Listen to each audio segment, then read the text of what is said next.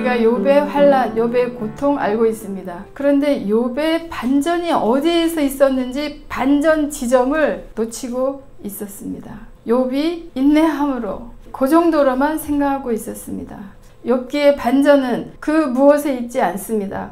욥기 33장 23절 24절에 있습니다.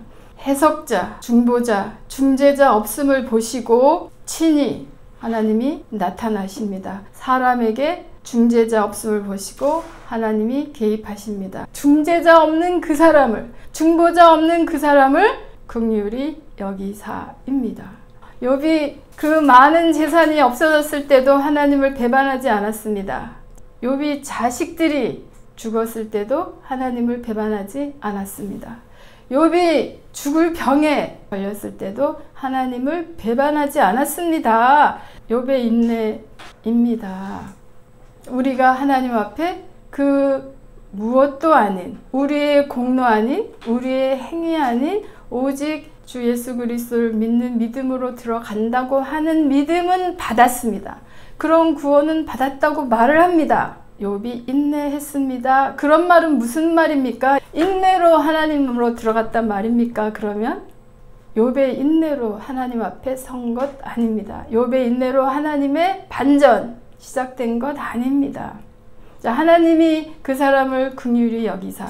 자, 창조주 하나님입니다. 모든 것을 있게 만드신 하나님입니다. 무에서 유를 있으라 있게 하실 수 있는 그 하나님이 보시기에 무엇이 불쌍한 것이겠습니까? 소유가 재산이 없는 것을 하나님이 불쌍히 여기겠습니까? 부요의 하나님 보시기에 자식이 없는 것 불쌍히 여기겠습니까? 죽을 병에 걸리는 것을 보고 하나님이 불쌍히 여기겠습니까? 잘 생각하기 바랍니다. 하나님이 무엇을, 욥의 무엇을 긍휼히 불쌍하게 여겼겠습니까? 하나님을 보지 못한 채요, 알지 못한 채 가진 모든 것을 가지고 하나님을 섬겼습니다. 정성을 다하여, 마음을 다하여, 뜻을 다하여 하나님을 섬겼습니다. 하나님이 어떻게 반응하시겠습니까? 어떻게 반응해야 되겠습니까? 욥을 사랑하시는 하나님, 반드시 욥에게 당신이 누구인지를 알려야 하지 않겠습니까? 나를 위해 모든 걸 다 바친데 불쌍하지 않겠습니까? 하나님 마음으로 들어가다 보면 그것들이 없다고 하나님이 너 없구나 불쌍한 욥에게 그랬을까요? 정말 하나님이 불쌍히 여긴 지점은 알지 못한 채 무지함 있으면서 하나님을 안다, 하나님을 섬긴다 하는 그것을 하나님이 안타깝게 여기지 않겠습니까? 하나님이 개입하신 겁니다. 욥을 사랑하심입니다.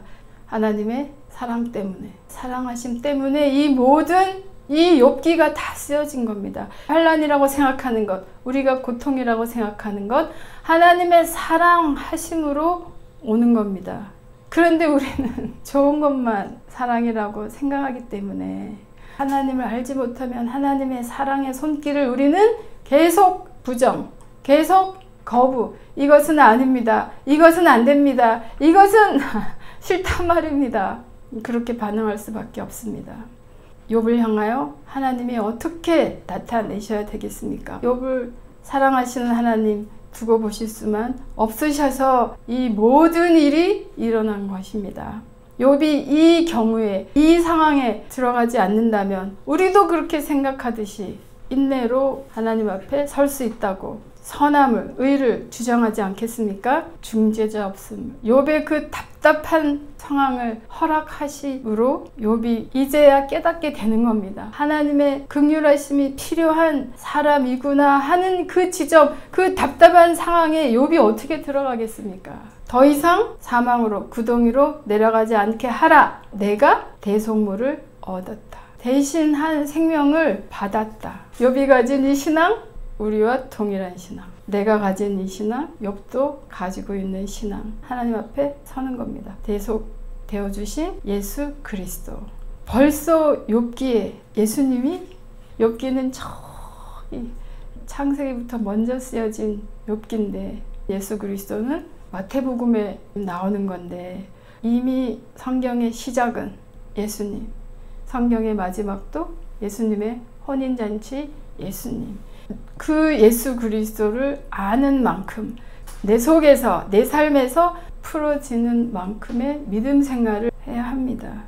이 말씀을 듣는 나를 얻고자 대속하시는 겁니다. 주님이 나를 얻었으니까 그 믿음으로 우리가 서 있는 겁니다. 자, 그러면 주님 나 얻어서 뭐 하시게요? 얻은 나를 가지고 주님 뭐 하시겠어요? 네? 내가 너 대신에 빚 갚았으니까 너는 나를 위해서 덫에 걸리기 쉽습니다. 주님이 선포하셨습니다. 다 이루었다고. 다 완성했다고. 값을 치를 일이 누구든지 나를 향하여 요구할 권리가 1도 없다는 믿음.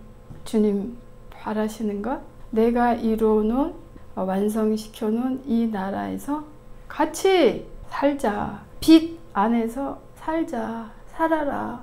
생명으로 살아라. 주님 그것으로 우리를 부르고 계십니다. 그런데 아직도 내 마음이 답답합니다. 아직도 어둡습니다. 못 살 것 같습니다. 죽을 것 같습니다. 그렇다면 주님이 다 이루었다고, 내가 빚을 다 갚았다고, 그런데 계속 내가 빚에 눌려 있는 건 무엇일까? 나를 어둡게 하고 나를 답답하게 하고 있는 것은 무엇인가? 찾아내는 주님이 우리에게 허락하신 빛을, 생명을 놓치지 않는 그런 삶 살기를. 두려움이 오지만, 어두움이 오지만, 무서움이, 공포가 오지만 그것은 우리 영역과 상관없는 영역이라는 것 깨닫고 그것을 넘어설 줄 아는, 어떤 소리를 듣더라도 어떤 것을 보더라도 괜찮아. 다 이루어진 주님이 내 안에 나와 함께 계시니까 하나님의 사랑하심이구나, 하나님이 나를 부르시는 부르심이구나 반응할 줄 아는 우리들 되기를 기도합니다. 하나님, 이 세상에 우리가 살면, 또 우리가 다 준비해 놓으면, 우리가 성을 쌓아 놓으면, 가진 것을 확보해 놓으면 안전할 것이라는 그런 삶을 살기에 분주한 사람들입니다. 그런데 언제까지 그렇게 살 수 있겠습니까? 우리 힘이 있는 동안입니다. 그렇게 나가서 달릴 힘 없고 뛸 힘 없고 그랬을 때는 어떻게 하겠습니까? 이제 그것을 사용하는 사람들 아니고 주 하나님으로부터 오는 영원한 생명을 맛보며 소원하며 그 빛 안에서 살으라고, 살자고 열어주신 주님 나라 안에 우리 있기를 소원합니다. 어떤 사건이 일어날 때 주님이 이것을 통해 일하시겠구나 기뻐할 줄 아는 우리 되게 주시옵소서. 이 이리로 들어오시겠구나. 소망의 사건들이 되게 주시옵소서. 우리 만나는 사람마다 천국이 확장되게 해 주시옵소서. 예수 그리스도 이름으로 기도합니다.